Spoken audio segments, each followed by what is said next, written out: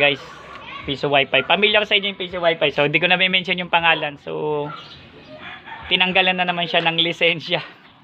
So, wala talagang license yung vendor. Nadali na naman ng manananggal. So, mahirap naman sabihin ko na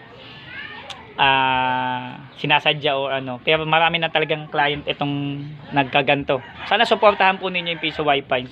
Hindi ko na din po masisisi yung client kasi yung client po ay wala po talaga siyang alam.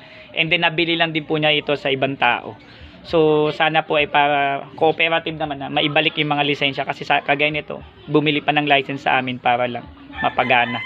Dahil wala na rin po silang contact o hindi na rin po sila sinasagot ng pinagbilhan ng Piso Wi-Fi. So, hindi ko na po inalam yung istorya kasi yung pagkakabilihan nito, it's between ng mga dating may-ari at saka yung ano po eh. Ayoko kong sabihin na ako'y magaling, ako yung gano'n. Sa akin, is to resolve.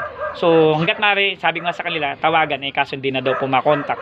At least ito, okay na po. License lang, issue lang naman po ito and then okay na po siya. So, nilagyan ko na po siya ng license. So, powered by Easy Wi-Fi. Maraming salamat po sa tiwala sa PC Mo.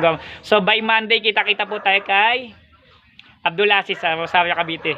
Sa Sir Abdul, no? So, maraming salamat po sa tiwala. And Pasinaya West, so may dalawa pang ganito din, dito din galing, so sa builder na to gagawin namin, tinanggalan din po siya ng license. And pag Sinag West kay Nanay Palaw, tatapusin ko pa yung CCTV repair naman po. Maraming salamat po, PC Mo Gawa Mo, don't forget to subscribe.